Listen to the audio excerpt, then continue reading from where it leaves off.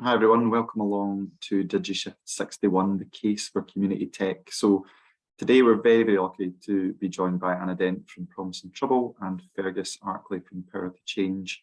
We're going to be exploring the case for community technology, so setting out a vision for how hardware and software created by, with and for community organisations builds resilience and impact of community organisations, communities they're part of, contributes to the growth of place-based communities, and promotes a more diverse and sustainable technology ecosystem. I think this is particularly interesting, given the digital landscape is dominated or seems to be dominated by a very small number of huge, colossal companies, but actually starting to think about what are the options for people making and sharing things for collective benefit, and what does that look like? And this ties into the launch of a report, which I'm sure Fergus and Anna will talk a wee bit about today, and also the launch of £400,000 fund community tech makers and maintainers, which was launched on the 6th of October. And I'm sure they'll cover a wee bit more about the report and the funding today. So I'll hand over to Anna and Fergus. Anna, I think you go first. I am, yes. Yeah. Yeah, fab, thank you. Morning, everyone. Really nice to be here with you all today. Yeah, as Ross says, I'm going to start off and then hand over to Fergus. And we will probably talk for about 15 minutes and then really looking forward to having a discussion with you all. So feel free to ask us questions in the chat, and looking forward to that. So I'm going to do screen sharing and hope that you can see. Can you see my screen? Yeah. Yes, excellent. And I shall make it into a slideshow so you can't see all of my tabs that are open. Brilliant. Who can everyone see that as a nice full screen? Fantastic. So just to set the scene of community tech as a vibrant and engaging and exciting landscape.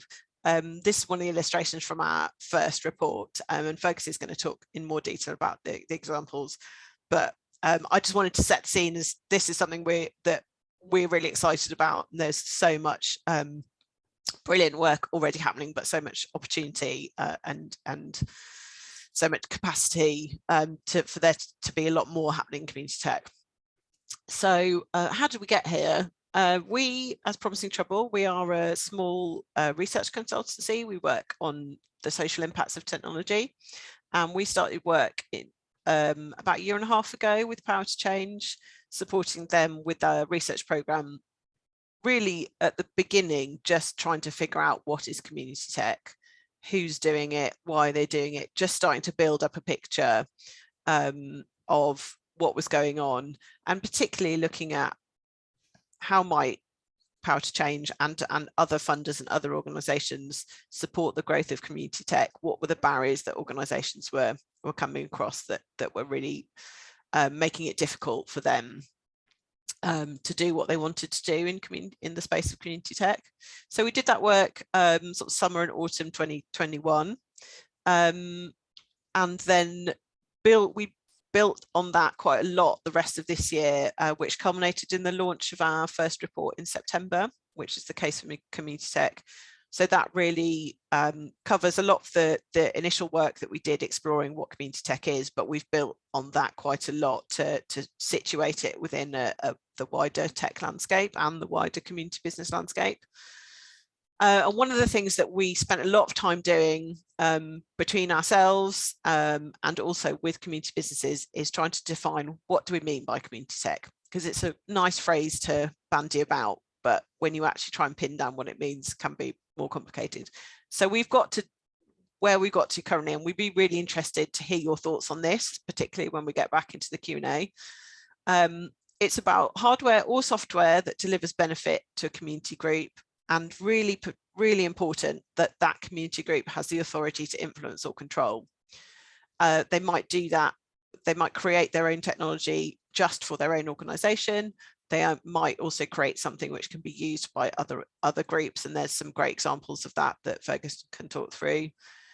And this really critical issue about influence or control, that might be because groups have created the technology themselves, and then therefore they have ownership rights over it, or there's some really clear governance structures that allow them to control and influence that technology.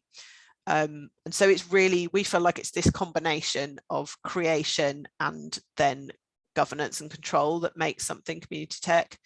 And that means that the benefits of that are retained in the place and by the community that's actually created that, rather than the benefits being spun off somewhere else. And just picking up on Ross's introduction, some of the reasons we think community tech is important. It's about resilience and autonomy for community organisations because of these questions around, ownership and value. That value is not just economic, but also really strong social value for communities. Because it's owned and governed and run within communities, we feel like it offers a much more maintainable approach to technology, and it's that community organisations are therefore not dependent on big platforms, privately owned platforms, potentially very expensive platforms, and therefore we feel like it's got the potential to carve out an alternative to some of those big tech platforms and products, and therefore to derive more benefit for communities and for society.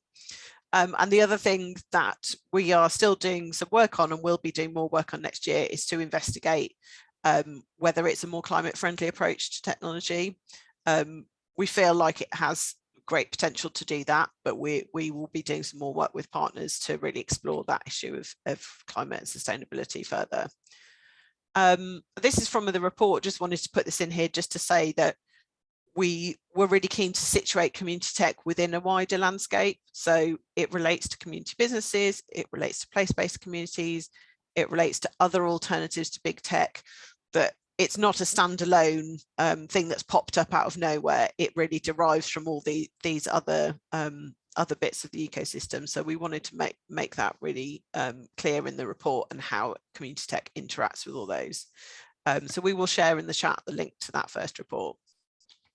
And then I just wanted to touch on, and this will come out more, I think, in the case studies that Fergus talks about, why have community businesses made their own technology? You might think, is this not very difficult and expensive? Actually, a lot of them told us that this was more affordable for them rather than paying subscriptions, for example, or buying off-the-shelf products, and in some ways easier to keep control of the costs. A lot of them told us that they really wanted something that was absolutely fit for purpose. So rather than cobbling together spreadsheets and CRM systems and lots of legacy products and tools, which just about worked, but were always threatening to fall apart, that these community businesses that built their own tech wanted something that really did exactly the job that they needed it to do. And linked to that is that it's customizable. So you can, if you build your own technology, you can make it work for what you need as an organization. And another really important thing, reason for community businesses to build their own technology was around values and culture. That it's whether that's keeping your members' data private, whether that's about creating value for a local community rather than a big multinational, really important values and culture. And then how have they done it? A real mixture of whether or not community businesses have used in-house expertise or brought partners in, technical experts in, and in some cases a mixture. But there's been a lot of them have been on a journey of building their comfort and building their knowledge and their confidence around technology. So there may be one or two experts within an organization, but working with those experts has really helped others to gain more confidence around how to use technology and how it might therefore work for their organization. And that also came about through community businesses talking to each other. So seeing what journey each other was on, getting ideas and inspiration from each other. And that idea of seeing what is possible came through really strongly in the research when we talked to community businesses, that through little bit of knowledge about tech, they could really start to understand, actually, look at all the things we could do with technology, and let's find ways of doing that. This is a summary of the recommendations in that first report, so I'm not going to read all of them out, but suffice to say, we identified a lot of different ways in which the sector could be supported and the sector could grow. And that these recommendations have really formed the backbone of the wider programme and the funding programme with Power to Change. So you'll see when, as I hand over to Fergus, how the research we've done, where we've heard directly from community businesses making tech, that has really been very much creating the structure for the wider programme. So I am going to hand over to Fergus for the next part of the presentation. Thanks, Anna. That's really great. I still get a buzz of hearing about that research because I've been waiting for it for so long, and it's like, we have something tangible to talk to people about. So yeah, thank you. So I've been involved with community business for the past sort of 20 years, and past 7 of that I've been working with Power to Change. Now, many of you might not know about Power to Change, but Power to Change is an independent trust that strengthens communities through community business. So we were established in 2015, and we use our experience and evidence to bring partners together to fund, grow and back community businesses to make places thrive. So we're an England-focused organisation, so that's hence why you might not have heard of us before. But what we like to do is make sure that the learning that we're doing can be expanded into other places, and also very open to working in partnership. So we're a lot more than simply a funder. Like, we're looking to influence and create the right conditions for community businesses to flourish. So we do a lot of work in collaboration on research and campaigns, a lot like these. And so these sort of campaigns support our key objectives of increasing community ownership, generating more community power, and building a fairer economy. So I'm well aware that Scotland has a proud and long history of strengthening communities using the community business model. So many of you will be familiar with this model, but for any of you who might not know it, I'll just give you a quick recap. So, run by local people and trading for the benefit of local people, community businesses provide the services that neighbourhoods need to make them thrive.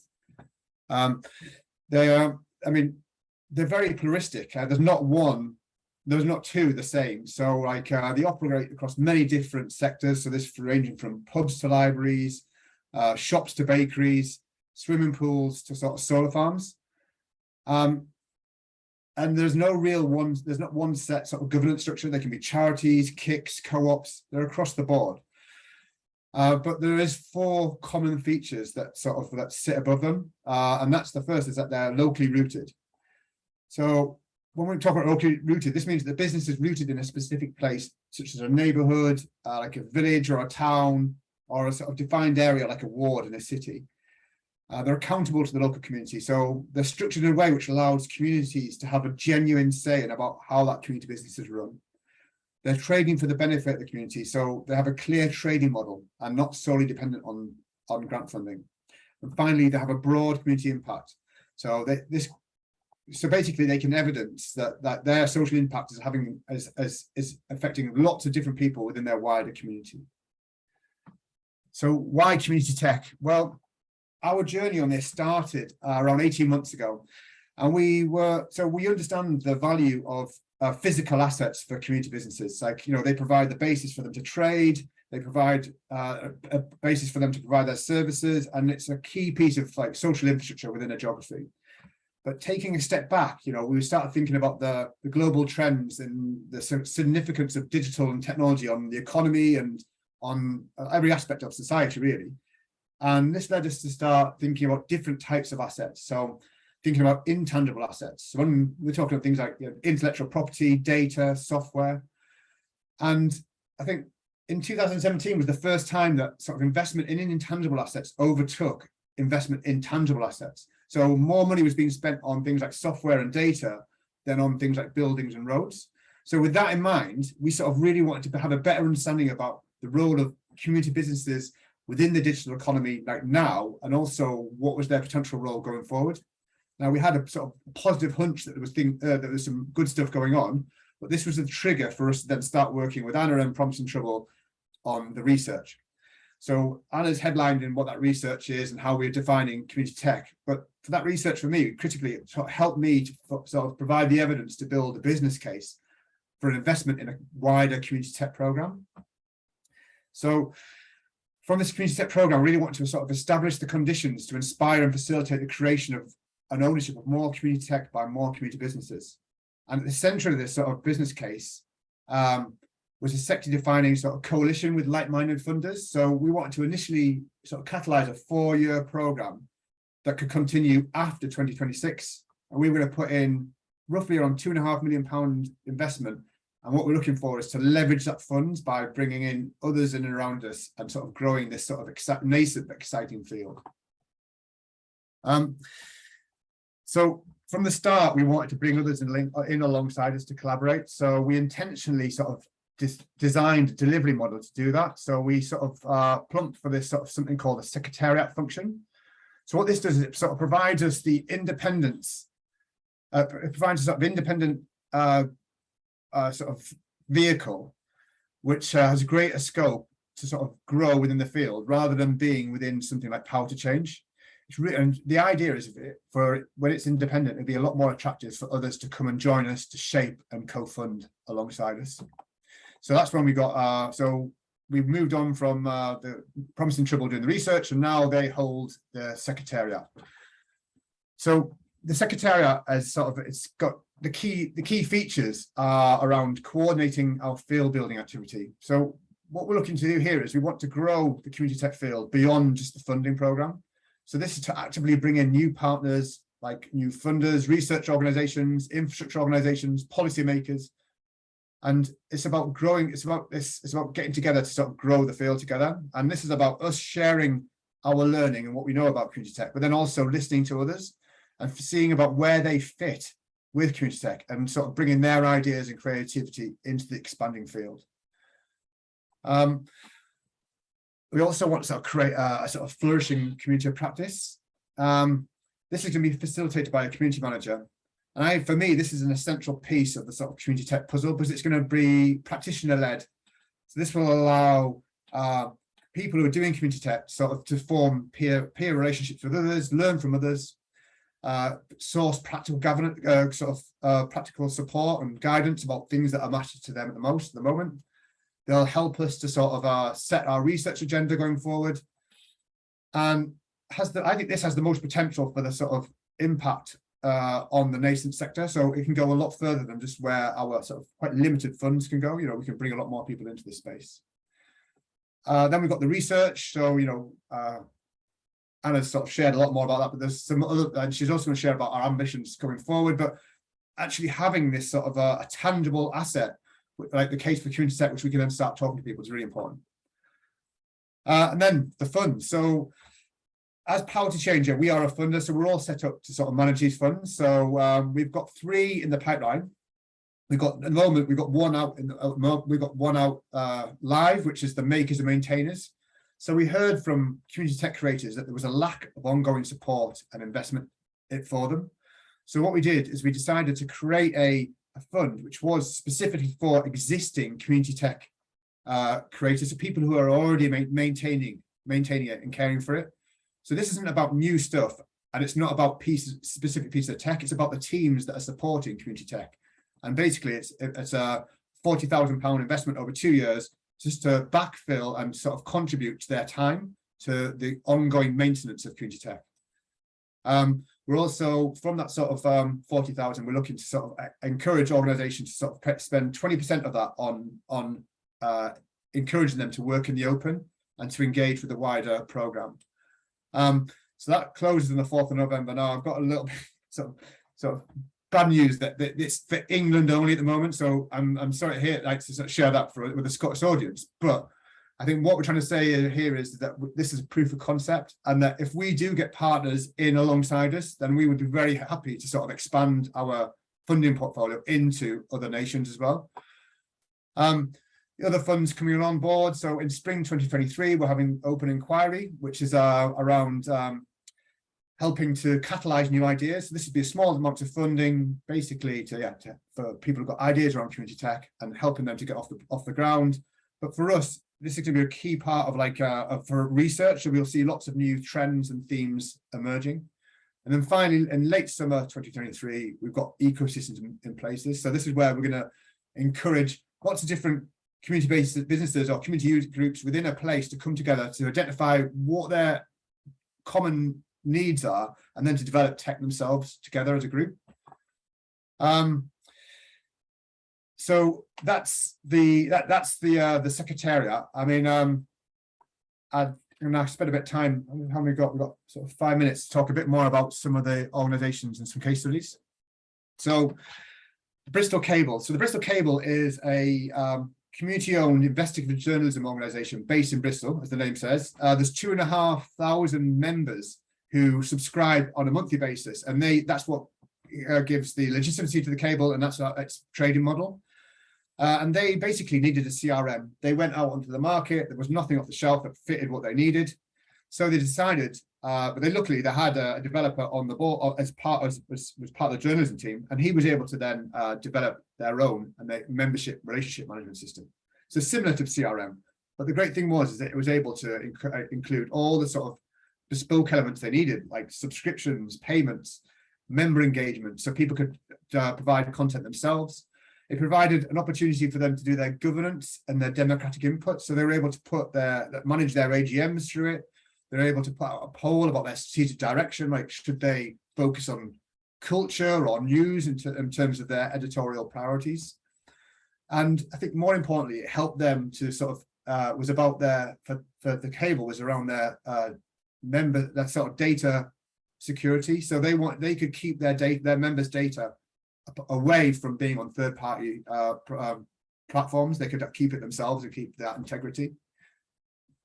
Can we move on? Oh yes, yeah, move on to the next one. So Wings delivery. So many of you have used food delivery platforms, and they're very convenient and popular, but there are also some bad downsides to them. So they're bad for the environment because they actually promote petrol-based deliveries, but rather than riders, bicycles.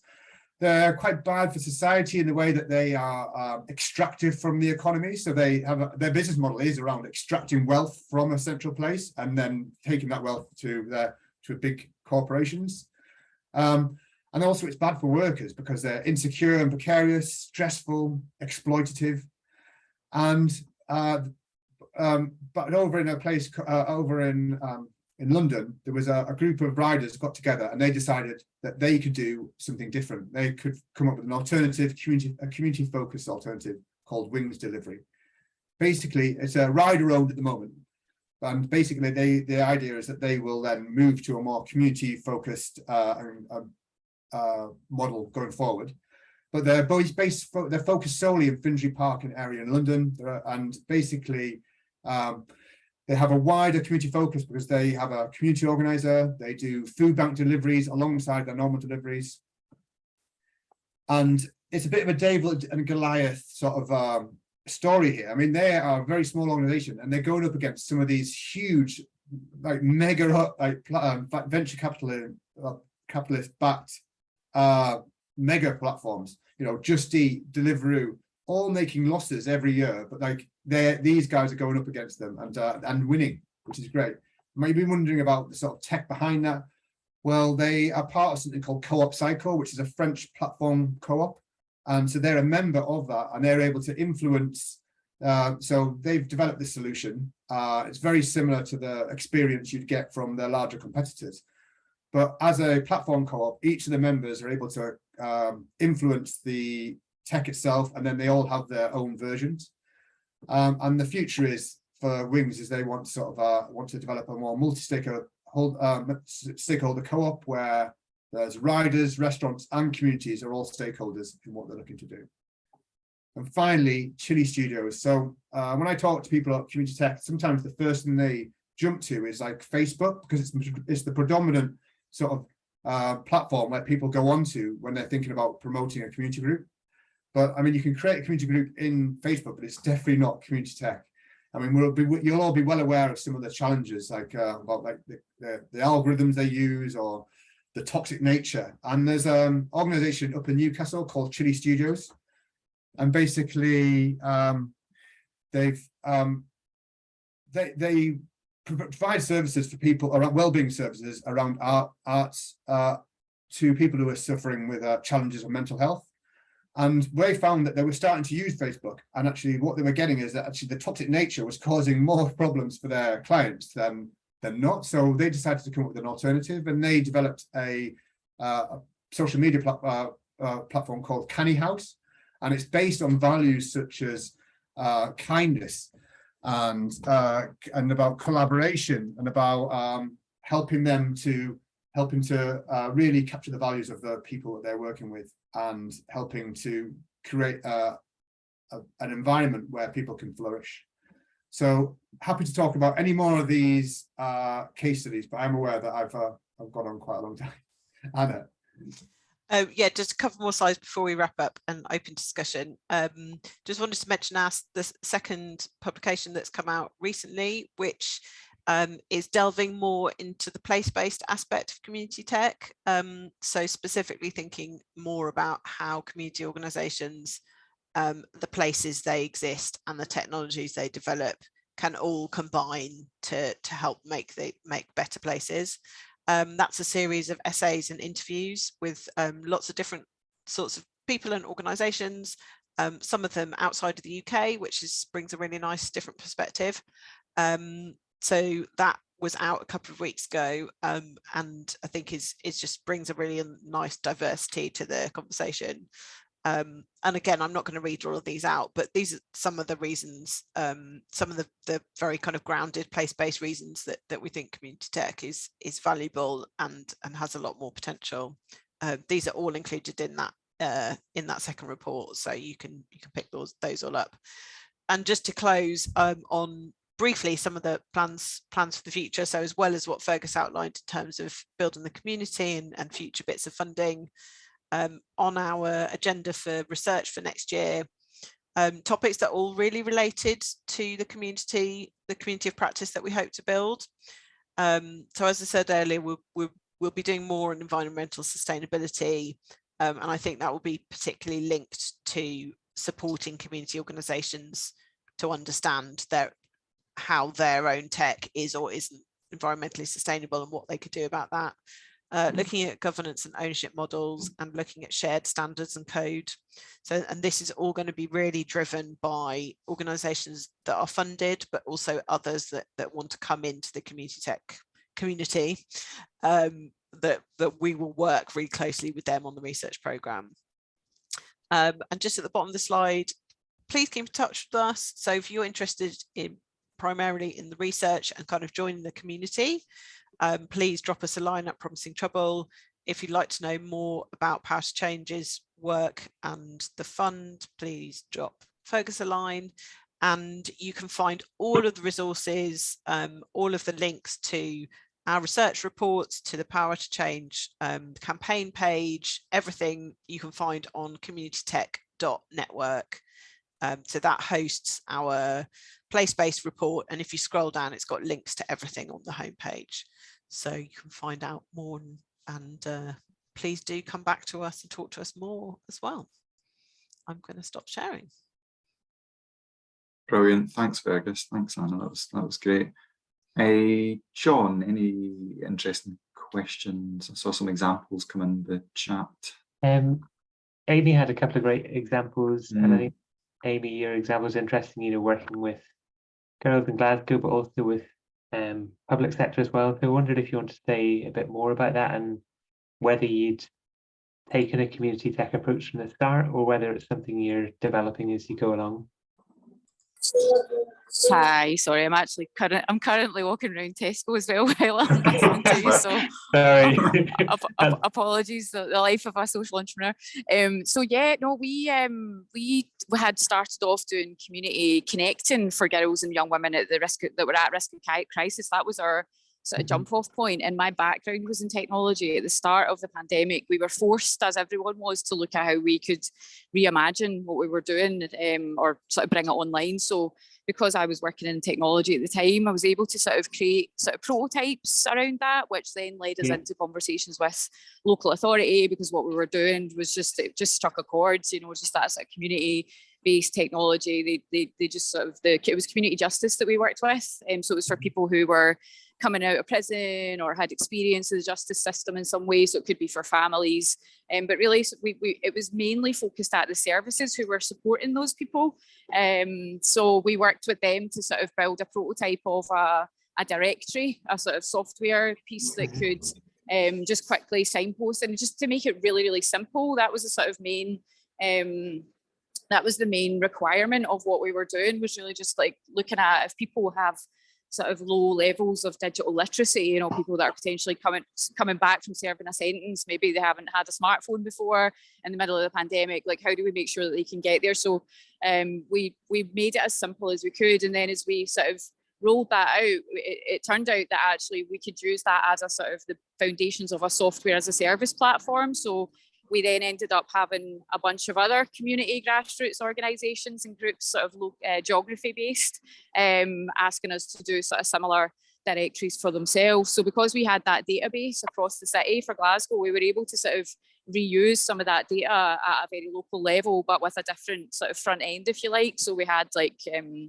sort of community councils that we partnered with, and they said we love a directory for Springburn, it's an area in Glasgow, so, and also Maryhill. So we now have, I think we've got 4 clients that are using that same infrastructure that we developed for City Council, so that we've actually been able to give that away, as I mean, we've charged a sort of nominal fee to sort of let them use it for a lifetime, so sort of in perpetuity license to the local groups that use it. So yeah, as I say, we're, you know, sort of we're kind of making it up as we go along in terms of the funding element of it. But, you know, it's because it's rooted in all the relationships and partnerships that we have as well. We recently used the software to do an app for young parents as well. So young parents that were looking to signpost other young parents to information that they'd found really hard to find. And we were able to do that for free.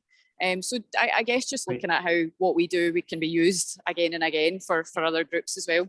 Yeah. That's great. Greg, Thanks on very you, much. John.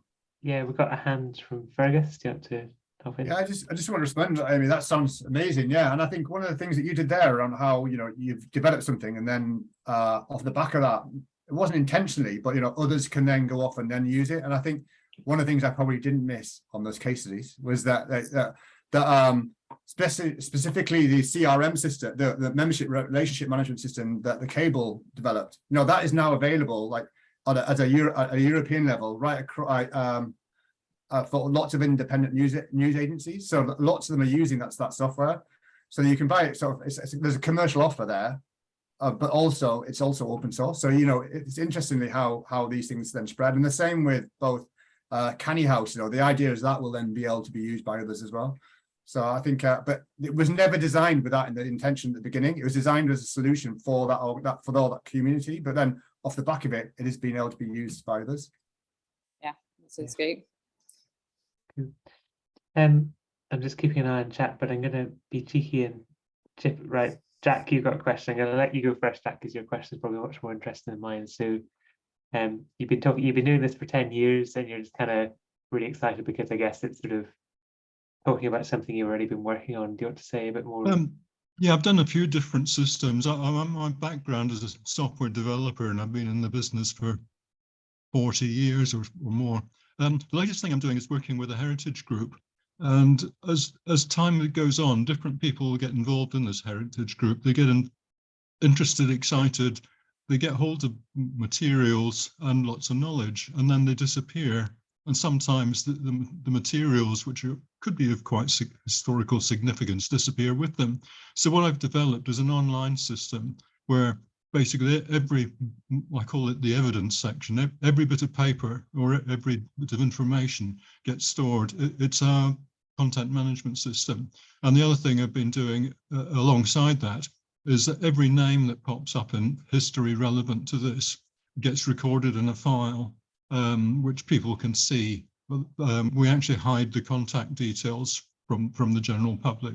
But I think this is quite a useful system and could be improved, and it could be circulated, because there must be lots of different outfits doing the same sort of thing. It might even be applicable to some of the more what I call social conscience support outfits that are around.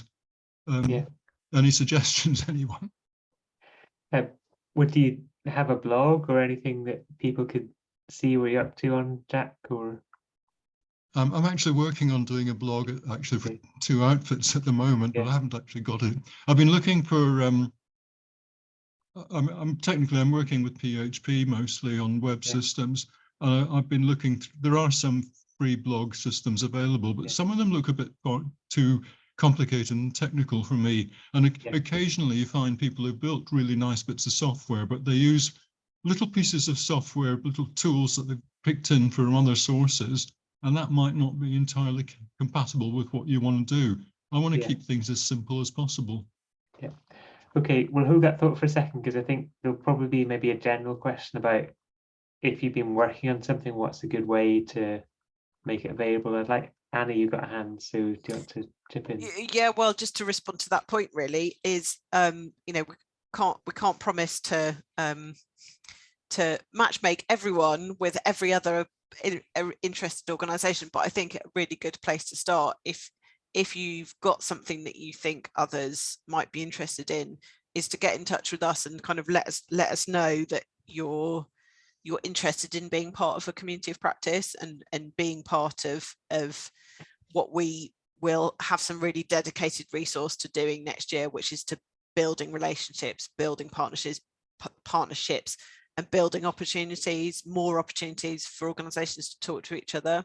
So we're kind of having the dedicated resource to do that, but please get in touch with us, and you know, we'll keep hold of people's details, and once things are moving, we will hopefully be part of helping to make those relationships. Yeah, cool. I'll take a question from Alice in chat, and then I'll come to Peter, who's got a hand up. So Alice, do you want to chip in first in your question about discovering stuff? Yeah, I think you probably just answered it, but I was just really aware that there's a kind of, you know, I was listening to this going, that's great. You know, how do we find this stuff? Because there's so many things out there that we're probably reinventing. So I work for the Royal Society of Wildlife Trust. I realize this acronym is not very helpful. And we kind of support 46 independent charities across the UK. So it's kind of like, we find it even within our own movement. How do you know what's going on and scale it? But there's so many things we're doing where I'm like, we're definitely reinventing wheels. It would be great to see what's out there that we could repurpose for all our use cases. So yeah, it's just sounds really exciting. Thanks. Ross, do you want to briefly explain the link you posted in? Yeah, so I mean, this is part of the work we've been involved in, the catalyst around recipes. So I guess moving away from case studies, which can be quite a nice way of getting a sense that someone has done something, but then actually trying to replicate that in another community-based organisation is very, very difficult. So that's good. Fergus was going to share the same. And so some of the work that we've been doing with Catalyst and other partners as well is to try and create basically a recipe model around that. So how would you break down that piece of technology into what was the kind of technical deployment? What were the costs? Did you need to involve an external partner to make it happen? Is it community tech, or is it part of a kind of bigger corporate entity? What were some of the pitfalls? How did you safeguard users? So all the things that you would need to be thinking about when you implement this stuff in your charity will be broken down within those recipes. What I would say is they're not all community tech, and there might be interesting ways of thinking how do you flag what is community tech within that versus what is, you know, a giant US corporation, and you know, even within that, I think there's kind of the nuances of things like where is data held, who owns the data, and a lot of stuff that I think community tech is addressing quite well. So yeah, that'd be quite interesting to explore. Great. Okay, Alice, you've used that and it's been really helpful. Cool. I've seen a couple of hands now. I'll move us on a bit quickly if that's okay. So Cheers, John. Peter, you have a hand up, and then I'll take Sean after you. Yeah, just to say what Jack was talking about is extremely interesting. I'm a chairman of the Eastern Berkshire Access Panel, and there's probably 28 access panels throughout Scotland, and we're all actually quite disjointed. We don't actually speak to each other, and we've all got different problems. You'd understand transport, communication, health services, availability, and there is one organisation tries to keep us together, but they're actually trying to control us, and we don't like it one bit. So if what Jack was saying, if we could have our own system where we could communicate with each other as access panels, I think we could find a way forward. So I'm finding this very interesting this morning. Okay, great. Cool. So you're interested in sharing, but not kind of constraining people to all No, we don't want to be controlled by one organisation. We want to control ourselves. We want to share experiences, share knowledge. Just say that people in the Highlands, their idea of health services are totally different from ours. They might have to travel 30, 100 miles to go to a hospital. Yeah. And the people on the borders, they can't go from one town to the other without going through 2 other towns in public transport. And any time we meet up, because we're in the west of Scotland, they fight with us because we've got better transport facilities. So I mean, it'd be better if we could talk to each other and get a joined up thinking process so that we can talk to the local authorities and governments. Yeah, that's my idea, Great. Okay. I'll take a question from Sean now. That's all right, because Sean, you had your hand up for a wee while. Okay. I was really just wondering, it's the kind of difference between community tech and community kind of business. We've done a number of kind of small kind of projects using a variety of sensors, and we've got a number of kind of communities in over kind of Forth Valley area in Scotland. One's looking at some of the air quality. It's been led by the community, but if we'd went to them first of all and said, oh, it's, you know, we're going to set this up as a kind of community business, they would just frighten them. You know, they're actually using community tech, they're getting a lot of the kind of data, but it's really just, you know, from the kind of some of the presentations, how that kind of steps into a kind of community kind of business and how that kind of works. So it's really just trying to, you know, is that ever been the kind of issue by using the kind of community businesses, you know, muddled up the kind of the use of community tech?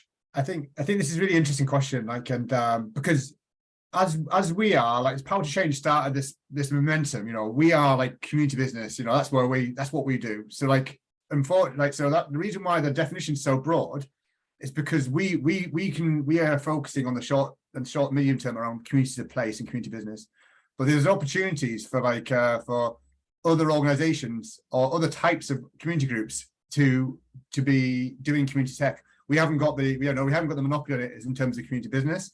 So I think I would just start with the fact that you don't have to be a community business to do community tech, but you have to be, you know, of a community, and that tech needs to be supporting a community. So I wouldn't worry too much about the structure and be thinking more about like how you get your community involved in coming up with the solutions. No, that's good to hear. Thanks. Yeah, and it's a really interesting question, given that's one of the things we want to do some more work on next year, is sort of understanding the different models of maybe ownership, of community involvement, what the different ways to do that and what's suited to kind of different circumstances maybe, rather than, as Fergus says, rather than sort of insisting that there's only one model of doing community tech. So yeah, always good to hear kind of challenges to that or ideas about ways of doing it differently, for sure. Thank you. Great. I wonder if I can ask a question that maybe will come across as slightly skeptical, but it's not intended that way. So in my job, I advise lots of charities on how to make best use of technology. And I must confess that quite often I encourage people to go for obvious commercially available technology because it's there, it's tried and tested, it's easier to access. And I suppose what I'm thinking about is, if you're in an organization that has low internal capacity in terms of technology, maybe you don't have a volunteer with a particular skill set, is community tech still a good fit, or is there a kind of threshold you need to think about in terms of what's appropriate? And that, you know, I don't mean to imply that all community tech is really hard work, because I know it isn't, but No, I think that's absolutely a fair point. And I think we're not saying, and I don't think Power to Change is saying, that every community organisation must build their own technology. I think it's more about being in a kind of position of understanding what the options are and being able to have a kind of informed process within the organisation to weigh up what is the most appropriate option. And absolutely, for loads of community organisations, getting something off the shelf, getting something that already exists might tick all the boxes they need it to, and might mean that their resources are focused on the core business of what their community organisation is for. And that's absolutely fine if that is from an informed position, because I think one of the the risks of that is, you know, you might get a free trial of something, and then in a year's time it might suddenly cost you £10,000, or you might have issues with data privacy. No, so it's more about informed choices rather than you must build your own, because of course it can be complicated, it can be expensive, it can be a challenge to figure out what to do. I think it's more about understanding the options, and then for where an organization thinks, we want to do this, how can we support that to happen, really? So just coming on that as well, John. So like as Power to Change, we have an alternative program other than community tech, which is supporting community businesses through called Powering Up. It's about capabilities, and it's about, you know, we're looking at what is the low cost solution that they can use. So like so definitely off the shelf might work. I mean, if you look at the community business sector, you can sort of split it into three. You've got like users of tech, that's the majority. Then you have the ones who are curating tech and, like, you know, creating existing tech. And they're bringing little bits together and seeing how they fit together. And then this very small minority of the creators of tech. And I suppose what we want to do is to grow that side of people who have the confidence and the skills and the resources to actually create their own technology.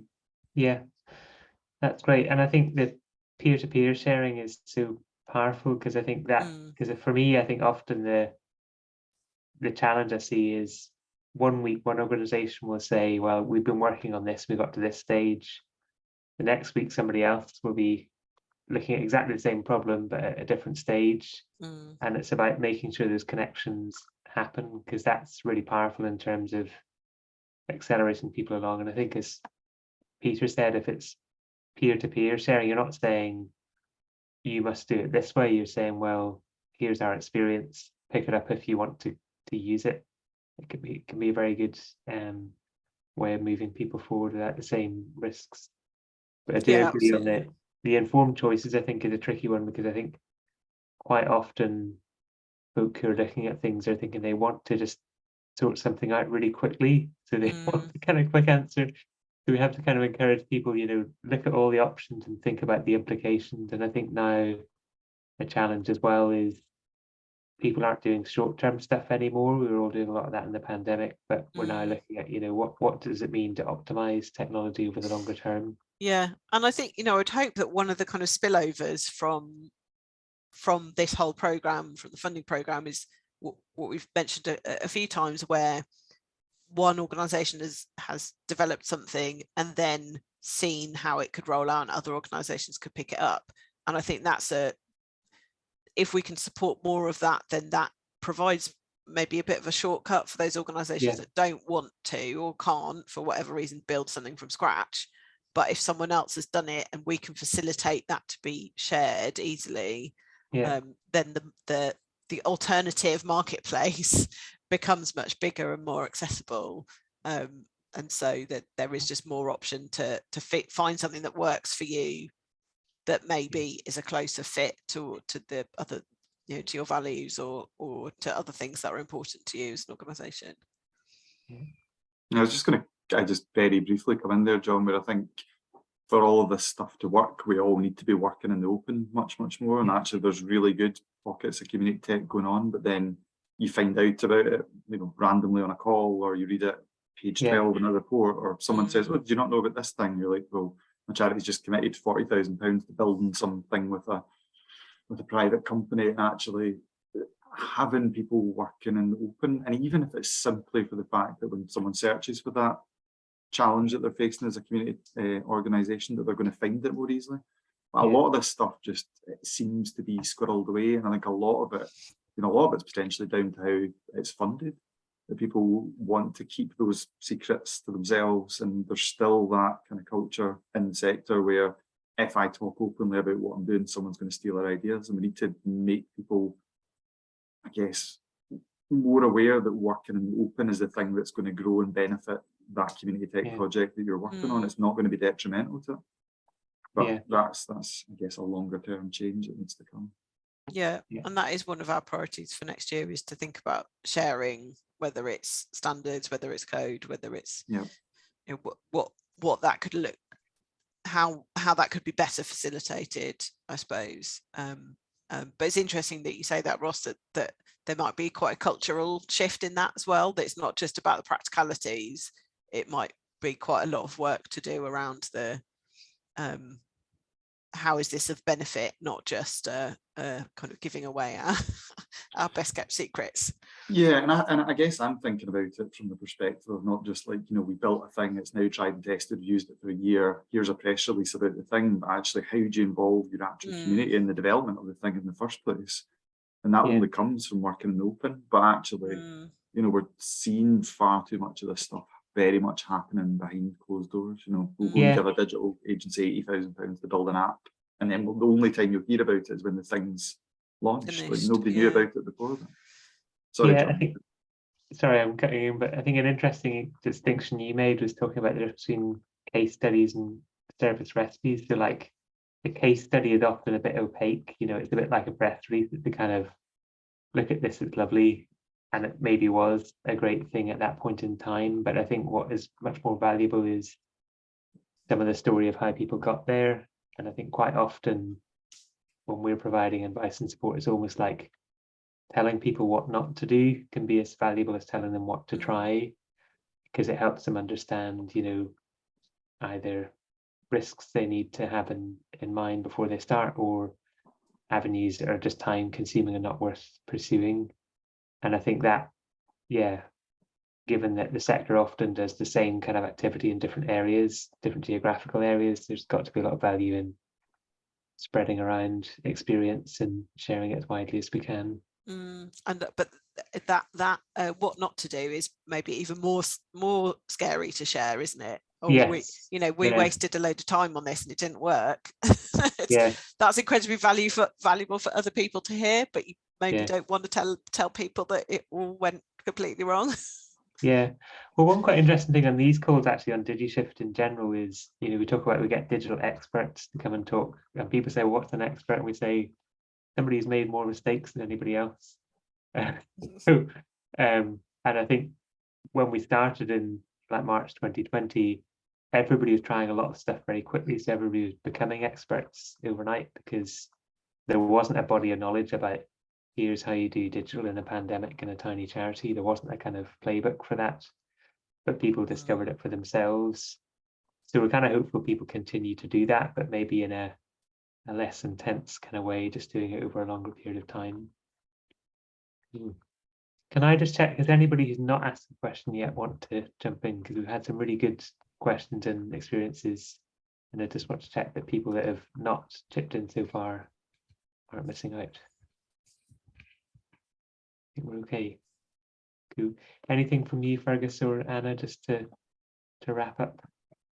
Just so just in terms of like our ambition to grow this partners involved, and it's just the sense that that I feel like it's been lovely talking to everyone, but then I have sort of felt this, like, I'm telling you all about this fund that you know, unfortunately you can't apply into, and so all those resources are going to be really useful for you. And the community practice we would like to open up to anyone. It's not going to be restricted to just if you're from England or anywhere else. But as Power to Change, we do really want to grow this, but we can't do it by ourselves. So I don't know.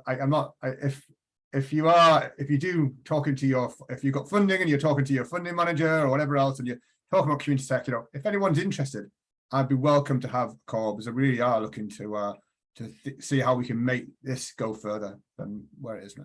So.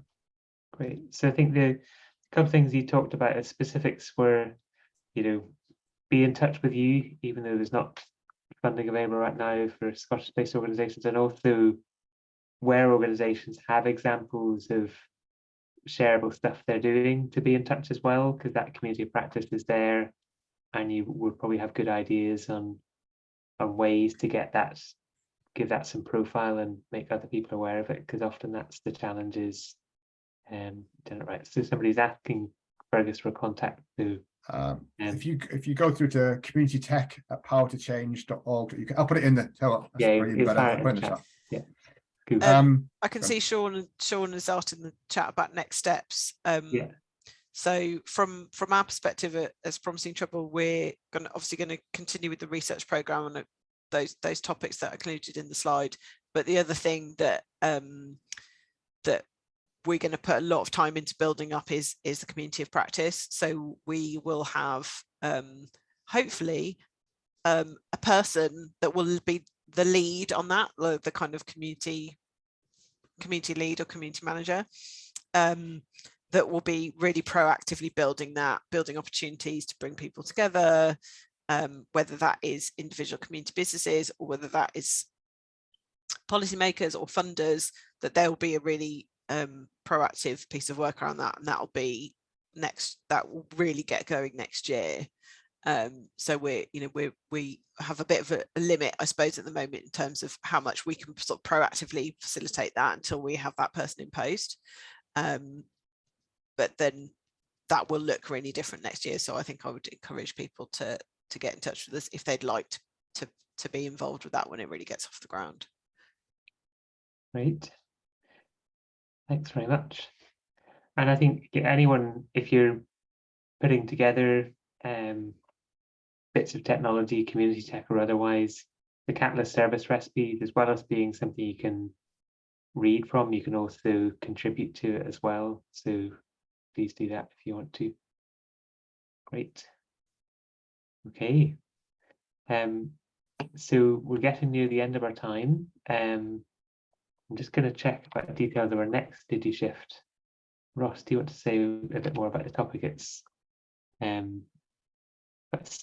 digital innovation and self-management in healthcare. Do you want to say a bit more about that? Yeah. So our next one is coming up in late November. I'm trying to get the exact It's date, the 23rd. 23rd, Wednesday, the yeah. 23rd at 10 o'clock. Thanks, John. Great. Yeah. So digital innovation in health self-management. So we're going to be hearing from Cancer Support Scotland, Lukey House, and Moira Anderson Foundation. So this has come off the back of some of the organisations that were shortlisted for the Alliance's Digital Innovator and Self-Management Award. So this should be a really interesting one. People taking really practical approaches for managing long-term health conditions and using digital as a tool to make that happen. So we're going to be looking at things like, what were the patient outcomes? How did it comply with some of the kind of wider things like kind of systems monitoring? How do you practically do this? A third sector organisation working alongside practitioners and public sector health as well. And what are some of the downsides of this as well? Like what are the downsides of digital self-management? So it's going to be, I think that'll be a really interesting one. It'd be also really interesting. I mean, if Fergus and Anna, if you want to come along to explore, where does community tech have a role within that? Because I think community, health tech particularly, is dominated by very, very big players. And what does that look like in a community tech context? Yeah, we've got some good examples that we'll be able to sort of come along. So no, please do. I mean, I'll find the invite and I'll try and make that definitely. Great. Yeah. Lovely stuff. Cool. So thanks all. Thank you so much, Fergus and Anna, for coming and thanks for having us. That big topic, and it's been a great discussion. Hope you all have a good rest of your week. Thanks everyone. Thanks for coming along. Okay. Thanks so much. Keep Cheers. in touch. Bye-bye. Thank you. Bye.